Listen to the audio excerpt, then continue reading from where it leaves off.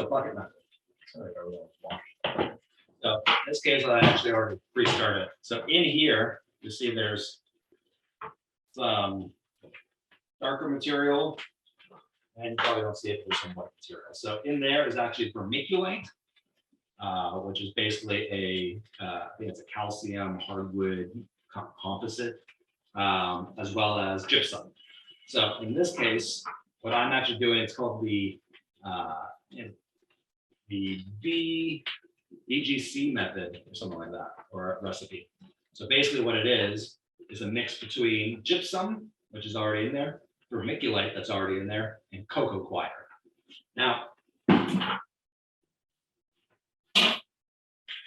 here's my cocoa coir. You can get them in bricks. You can also get them in bags, but bricks are better for this. As a brick, just kind of like our pellets, this has been pre-pasteurized. So what we're going to be doing is we're going to be adding boiling water to this in order to get the right temperature, or to allow it to hydrate. But it needs more than that. Cocoa coir is basically void of anything that is, of use to mushrooms. This is basically just our structure. The gypsum and vermiculite that are inside of this bucket already, that is actually where all the nutrients are to come from. So those are very important. The recipe for this is one of these bricks. I believe this is 650 gram brick of cocoa coir. It's going to expand to honestly, I don't even know the amount, a large amount. I think it expands eightfold on this. It has a huge expansion rate. And then again, you have 8 cups of vermiculite and you have 1 cup of gypsum in there. So 1 brick of cocoa coir, 8 cups vermiculite, 1 cup gypsum. And all you're going to do in the bucket method is have those 2 ingredients in there and your brick, and you're going to add 4.25 liters of boiling water. And this actually has to be boiling water because it's our only pasteurization technique in this case. So we're going to add the 4.25 liters of water, boiling water, and then we're just going to put on the lid, and we're just going to leave it, usually overnight, and that's all you would do. That's all you would do for the bucket method. So essentially, you're just going to soak that all up, and tomorrow, what would happen is you would just give that all a stir, the vermiculite, the gypsum, and the cocoa coir. It'll all have been hydrated. You can mix it all together, and then you did a squeezing method.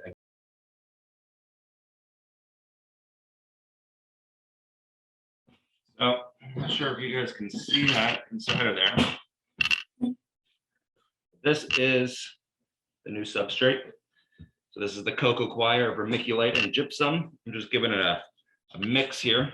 So if you remember, that was a big brick of cocoa coir, and now it's basically just straight up, well, cocoa coir sawdust, if you will. I'm just giving this a mix so that it's nicely mixed together.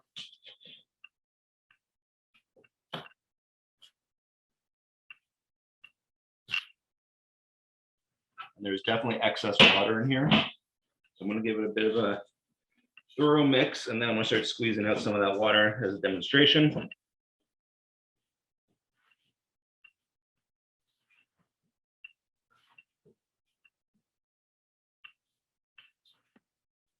So if you look at this, it looks actually like pretty good. It looks like a nice soft soil, but if I squeeze it, I'm actually going to get quite a bit of water out of it. Even though it looks like it's well hydrated with no excess, like if I look inside of that bin, there is no excess water. Everything looks fully hydrated and good, but in fact, it does have excess water. So when I squeeze it, it's coming out. It's not too bad, which is great. The recipe I use for the bucket method is quite on point with the amount of water. A little bit comes out, but not too much. So that would basically be how you're going to squeeze out any of it. And it's not rocket science on squeezing out water. What's going to happen if you don't squeeze out that water is that eventually that water will settle. So when you're inside of your bag, what's going to happen is you're going to end up getting a pool of water at the base of your bag. And that's going to be the perfect conditions for mold to grow. So you really don't want that pooling of water, which is why we're trying to get out as much of the water as possible. So now I'm opening this bag, which is basically nicely sealed.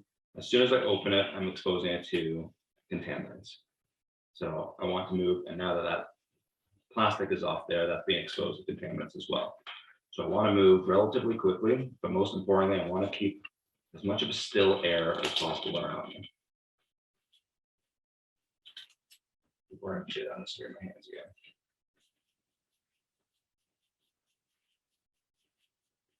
Never be too careful.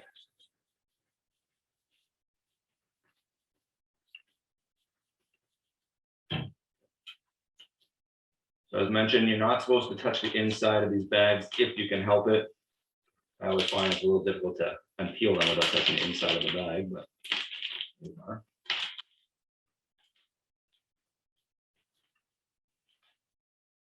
I just put in a few handfuls first, just kind of get a ground floor of bag.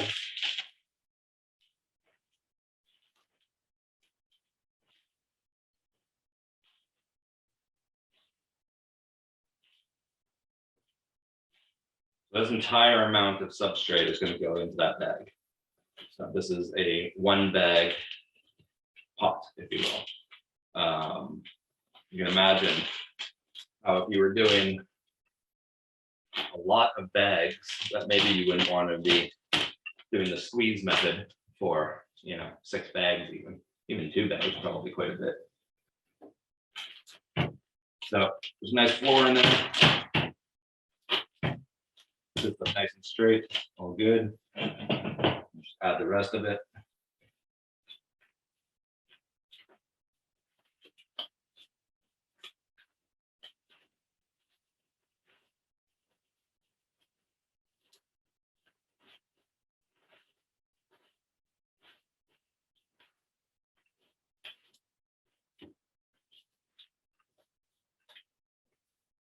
So this should be about 5 pounds of substrate in here.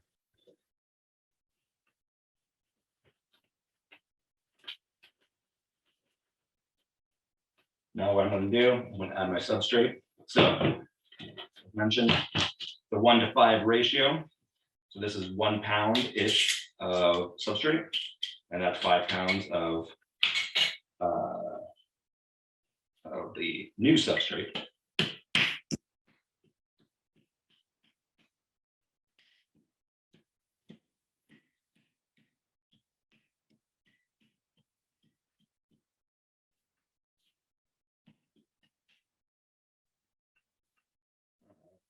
So what's going to happen here? So we have a full mycelium block, and I want to break it up. If this was grain spawn, you would actually try to break it up into individual grains. That would be basically the most ideal, the individual grains, but this is not grain spawn, this is sawdust spawn, and so you can't really get it down to an individual grain because, it's sawdust. So what we're just going to be doing here is breaking it up with our hands and trying to get the best kind of, think rice. You want to get kind of rice-sized pieces of your spawn mixed in there. I'm going to spray my hands just once more. Now in this case, it's pretty much impossible that I'm going to contaminate the jar. The jar is fully colonized. It's already won the battle, but I'm going to be touching it now and trying to break it up. So it's really important to me that my hands are clean. This is why we use a wide mouth jar, by the way, so we can just knock it out. You can imagine how difficult this would be if it wasn't a wide mouth jar. Just going to grab it, and while it's still in there, I'm just going to break it up into chunks and let it fall in there. Again, I'm trying to prevent much movement in the air around.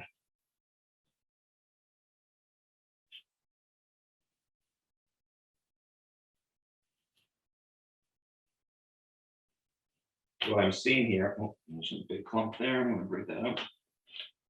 It's mostly colonized, but there's definitely some area in there that looks like maybe it wasn't fully colonized, maybe 90%. It's perfectly fine. After all, this is the same sawdust. Well, basically the same substrate as what's in the bag. So either way, it's going to want to eat through it.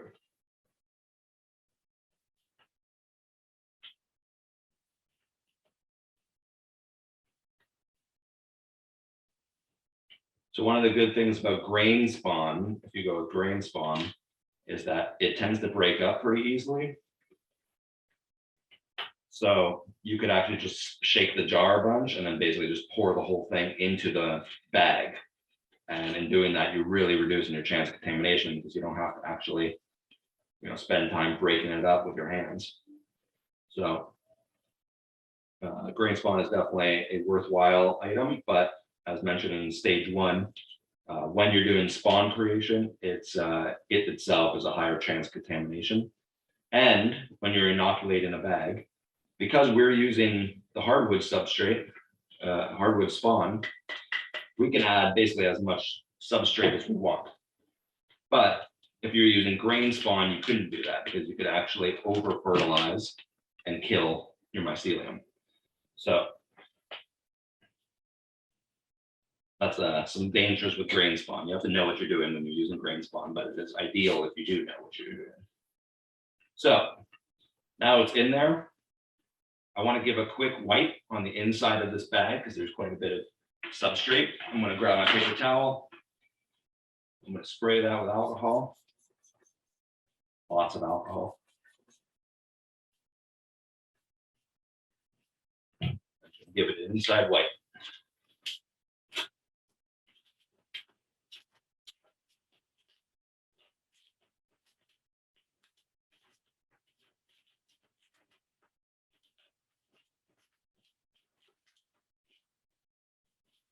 Doesn't need to be perfect. With the canner, it had to be perfect because you're trying to get a seal, but you're not going to get a seal on here, and nor are we really trying to.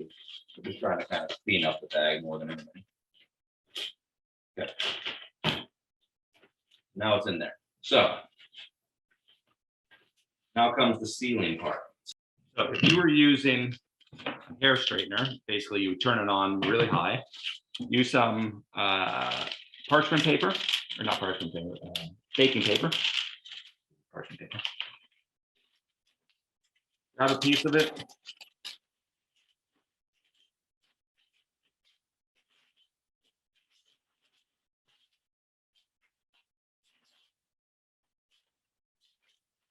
You want to make sure that it fills the entire side of it, right? So basically what's going to happen is you're going to have your full bag, right? And then at the top, you're going to pinch together the sides of it, right? So that it comes back to appearing kind of like this, right? You want to get it as much like this as possible. You really need to have a straight plastic, right? If you're going to be sealing it and melting the plastic together, it needs to actually be aligned. Otherwise, you're going to have a gaping hole over here. Everything's going to be sealed except for over here, and there's going to be a big pocket. And it's not going to work for you, right? Now you're going to have melted plastic and it's going to be fully sealed all here, but not in the corner. So you have to make sure that it's a nice flat. Fold your parchment paper in half. Doesn't need to be this big of a piece of paper, by the way. That's just what I happen to rip off. And place the tip there of the plastic inside of the crease of the parchment paper.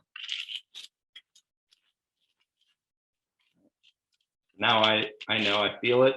It runs from here all the way down that crease to here. And then basically all you're going to do is, not on this surface, but on a hard surface that won't melt, you're then going, no wait, this is with the hair straightener, so it doesn't need a hard surface. There, you're going to take your hot iron and you're just going to press it right on there. You're going to hold it for 15 seconds, right? And you turn it around and you do the other side for another 15 seconds, right? And then I've known some hair straighteners that one side, maybe they're just older hair straighteners, but one side is a little cooler than the other. So I actually tend to flip it around and then do it again on both sides. Another thing you can do, if you want to double sure, is that after you do that original seal, fold it over, and then again, throw on your plastic wrap, and do the whole process again, and that will give you a double seal. Obviously, if there's a little bit of a hole and you do a double seal, then you have a better chance of it not being a hole anymore. So that's great. But you really need to use this paper, right? If you don't use this paper, you're going to melt that plastic right onto here, and you know, that would be just a waste. So don't recommend that. Now, that's if you're using the hair straightener. If you're using an actual iron, then you actually want to use aluminum foil. So I don't really understand why the difference is between the two. This is what I've learned over the years. But basically the same concept. You're gonna grab your aluminum foil, you're gonna fold it in half. You're gonna put your plastic inside the half, right in the crease there.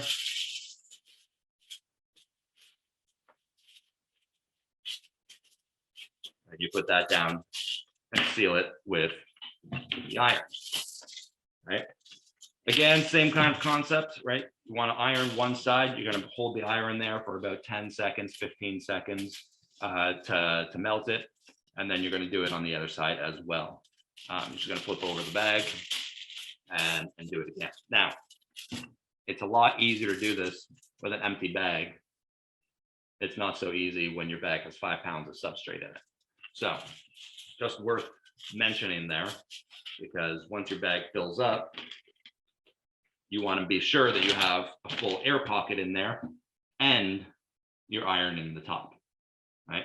So to get a bag, right, you basically need to be sitting in the way that I am, right? So I'm at the table, and you would need to basically have a flatness where your substrate's going to sit, and then your air pocket, and then just flip the side, you know, the very end of it over and do your ironing.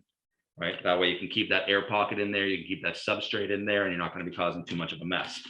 But it is a little tedious, but it's not much more than in a commercial setting where they use the actual plastic sealer. Plastic sealer also is, you know, basically the same concept. What they would do in the commercial setting is basically where my camera is right now. That would actually be the HEPA filter. So I'd be having fresh, clean air blowing towards me, and right under the filter would actually be my plastic sealer. And so what happens is that they do all the work, and they put in all the ingredients. They would point the bag into the air to get all that fresh, clean air to ensure that's what's in there. And then they would go down a little bit further into the plastic sealer, and they'd seal it. So that's basically how they would do it.